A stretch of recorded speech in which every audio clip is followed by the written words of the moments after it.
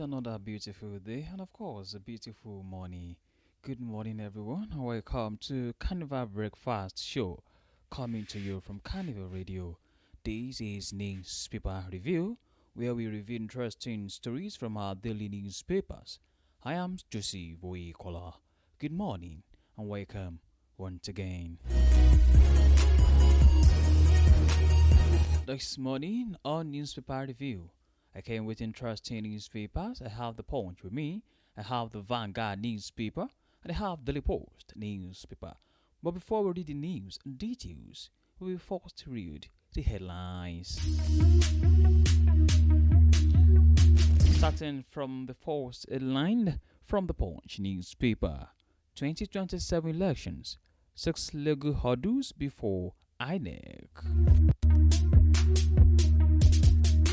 100 naira note still legal tender, says CBN. Terrorists attack army base, police post, hospital in Borno.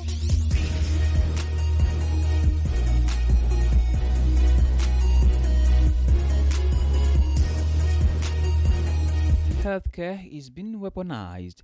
El-Rufai's wife laments arrest of husband's doctor.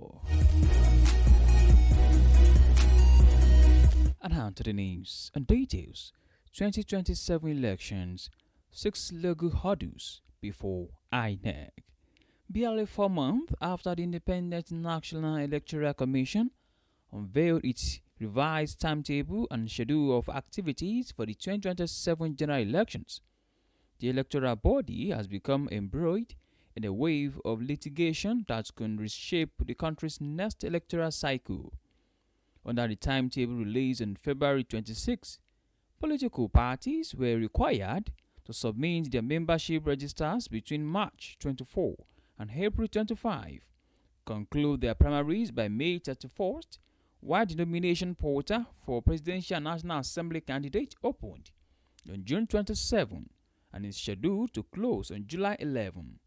Governorship and House of Assembly nomination forms are to be submitted between July 18 and August 8, while campaigns for the Presidential and National Assembly elections are expected to commence on August 19. INEC is scheduled to publish the final list of Presidential and National Assembly candidates on September 12, ahead of the Presidential and National Assembly elections on January 16, 2026, and the governorship and state houses of assembly polls on February 6, 2027. However, even as those milestones unfold, at least 6 major cases involving INEC are pending before the Federal High Court and the Court of Appeal, challenging the Commission's powers, the validity of its election timetable, and the legal status of some political parties. The outcome of the cases is expected to determine not only the extent of INEC's administrative powers under the Electoral Act, but also which the political parties eventually participate in the 2027 polls. The most significant of the suit is the fight by the Youth Party against INEC before the Federal High Court in Abuja. The party challenged key provisions of INEC's revised timetable, arguing that the Commission lacked the legal authority to prescribe timelines that allegedly contained periods expressly guaranteed under the Electoral Act. For more details on the story read, please visit the Punch newspaper. 2027 elections, 6 legal hurdles before INEC.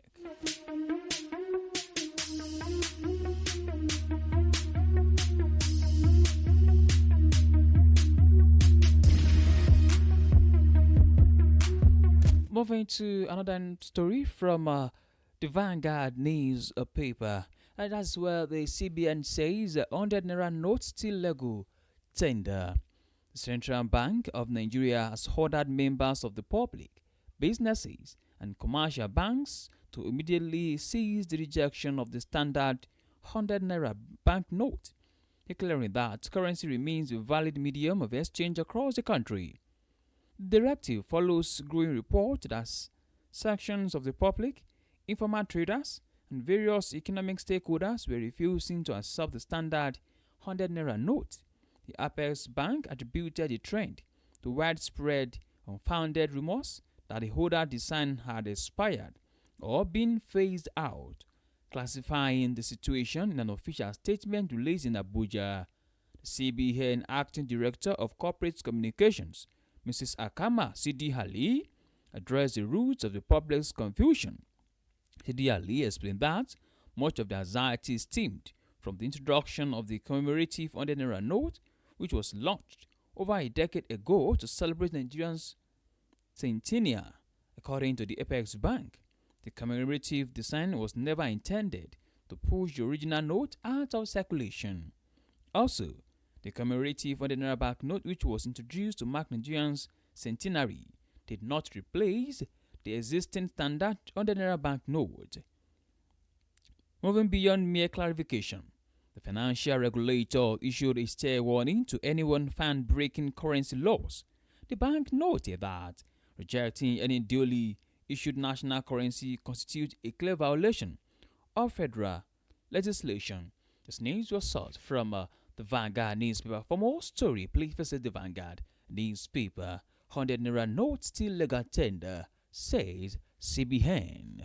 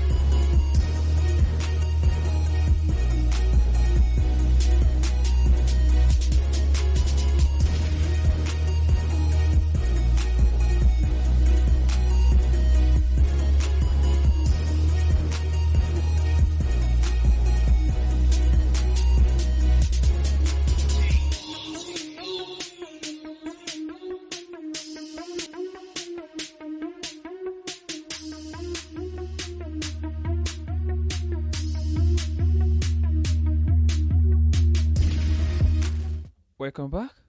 Now we're moving forward to the Nation News paper, and that is where terrorists attack army base, police post, hospital in Borno State. Suspected Boko Haram terrorists have burnt down a police outpost, a primary healthcare center, and two classrooms in Logomani community in Gala local government area of Borno State. The newsmen gathered that the terrorists attacked the community late on Tuesday night, shortly after launching an assault on the forward operating base in Logomani, where one soldier was killed. The terrorists reportedly dispersed residents through sporadic gunfire before setting the facilities ablaze.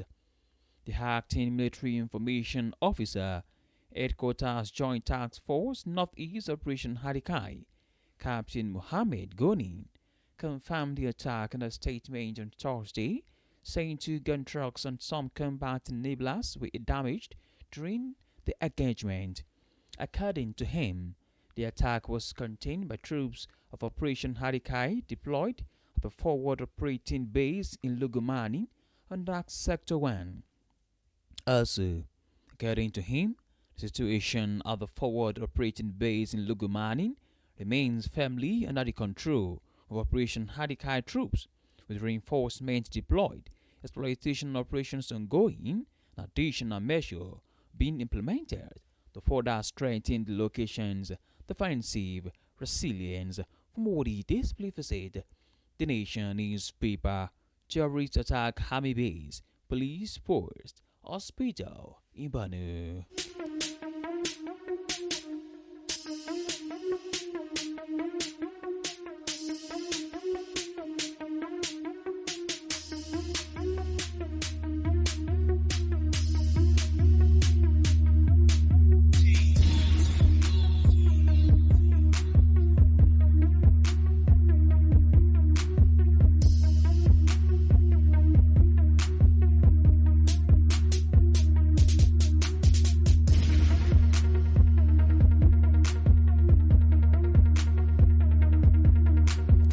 On to the last news on newspaper review this morning is where the wives of Erufai lament that the arrest of his husband's doctor is illegal.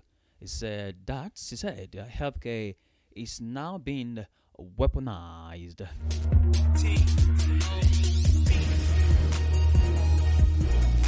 Asiya Herufai, wife of former Cardinal State Governor Nasir Herufai, has expressed concern for what she described as the weaponization of healthcare following the arrest of her husband's personal physician. She warned that the development could discourage medical professionals from carrying out their duties without fear. Speaking during an interview with the newsmen on Wednesday, the lawyer said the arrest of Professor Bello Abubakar, which she described as Henry longtime physician, had implications beyond her husband's ongoing trial. According to her, healthcare professionals should not be intimidated for offering independent medical opinions, warning that such actions could worsen Nigeria's medical brain drain. Also, Asiya Herifai disclosed that authorities had previously taken her husband to specialist eye clinics for treatment of glaucoma, who alleged that he had been prevented from consulting his preferred physician.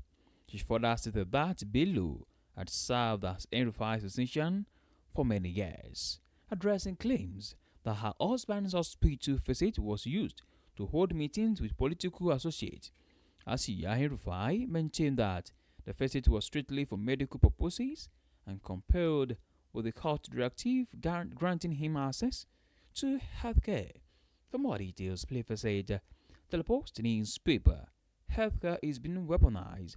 Hervey's wife laments arrest of husband's doctor.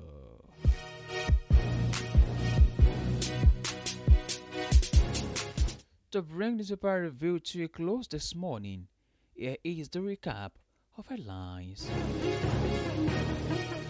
2027 elections, 6 legal hurdles before INEC. 100 naira notes still legal tender, says CBN. Terrorist attack, army base, police post, hospital in Borno. Healthcare is being weaponized. Henry's wife lament arrest of husband, doctor. And hence, Carnival Radio newspaper review. Thank you very much for listening. You can download Carnival Media app from Google Play Store and app iOS. You can also check out our website from www.carnivalmedia.ng. And if you have reactions on how the story read, you can, just drop it at our website or the comment section on Facebook at Carnival Media. On Facebook, you could put the call through to us on 0913 444 6969. My name remains Joseph Oyukola. Please do well to enjoy the rest of your day. Bye.